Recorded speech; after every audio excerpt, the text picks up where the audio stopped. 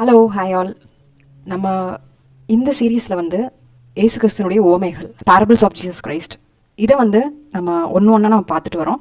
நீங்கள் இதுக்கு முன்னாடி பார்க்கலன்னா இந்த பிளேலிஸ்ட்டை செக் பண்ணி பாருங்கள். நான் தனியாக செப்பரேட்டாக ஒரு பிளேலிஸ்ட் கிரியேட் பண்ணியிருக்கேன், பேரபிள்ஸ் ஆஃப் ஜீசஸ்ன்ட்டு.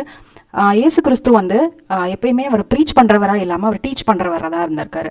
மக்களுக்கு வந்து எப்படி ஜெபம் பண்ணுறதுன்னு தெரியாத நேரத்தில் அவர் எப்படி ஜெபிக்கிறதுன்னு சொல்லி கொடுத்துருக்காரு. அப்புறம் தேவனுடைய ராஜ்யத்தை பற்றி மக்களுக்கு வந்து தெரியாமல் இருந்தது.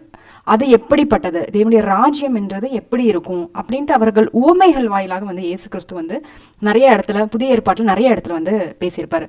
அந்த மாதிரியான ஒரு உவமைகள் ஒவ்வொரு மத்தேயு, மார்க், லூக்கா, யோவான், இந்த மாதிரியான புஸ்தகத்துல தேவன் சொன்ன உவமைகளை பற்றி நான் வந்துட்டு இதில் கம்பைல் பண்ணி நான் இதில் வந்து உங்களுக்கு லிஸ்ட்டை நான் கிரியேட் பண்ணியிருக்கேன். டெய்லி ஒரு ஓமைகளை பற்றி நம்ம பார்த்து கொண்டு இருக்கிறோம்.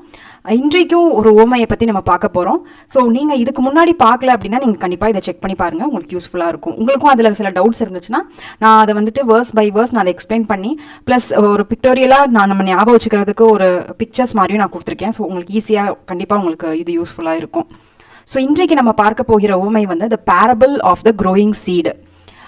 அதாவது தேவனுடைய ராஜ்யம் என்பது எப்படிப்பட்டது அப்படின்ட்டு ஜனங்களுக்கு வந்து புரிய வைக்கிறதுக்காக இந்த ஒரு உவமையை பற்றி அவர் சொல்றாரு. நம்ம ஃபர்ஸ்ட் வசனத்தை படிக்கலாம். மார்க் 4ஆம் அதிகாரம் 26 29 வரை. பின்னும் அவர் அவர்களை நோக்கி, தேவனுடைய ராஜ்யமானது ஒரு மனுஷன் நிலத்திலே விதையை விதைத்து இரவிலே தூங்கி பகலிலே விழித்திருக்க அவனுக்கு தெரியாத விதமாய் விதை முளைத்து பயிராகிறதற்கு ஒப்பாயிருக்கிறது.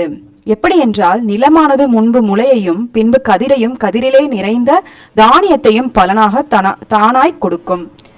பயிர் விளைந்து அறுப்பு காலம் வந்த உடனே அறுக்கிறதற்கு ஆட்களை அனுப்புகிறான் என்றார்.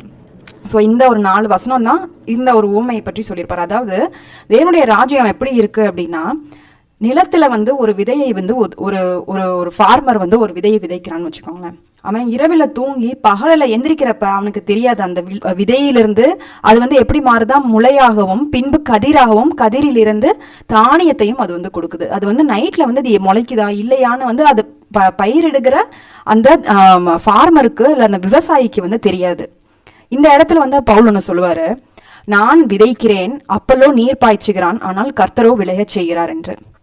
அப்படி இருக்கும் பொழுது நம்ம கிறிஸ்துவுடைய வார்த்தையை பற்றி நம்ம ஜனங்களுடைய இருதயத்துல வந்து யாரா இருந்தாலும் சரி, சுவிசேஷகர்களாகவோ இல்ல வந்து மிஷனரிஸ் ஆகவோ இல்ல ஊழியக்காரங்களாகவோ நிறைய பேர் வந்து இயேசு கிறிஸ்துனுடைய வார்த்தையை பற்றி ஜனங்களுக்கு சொல்றாங்க.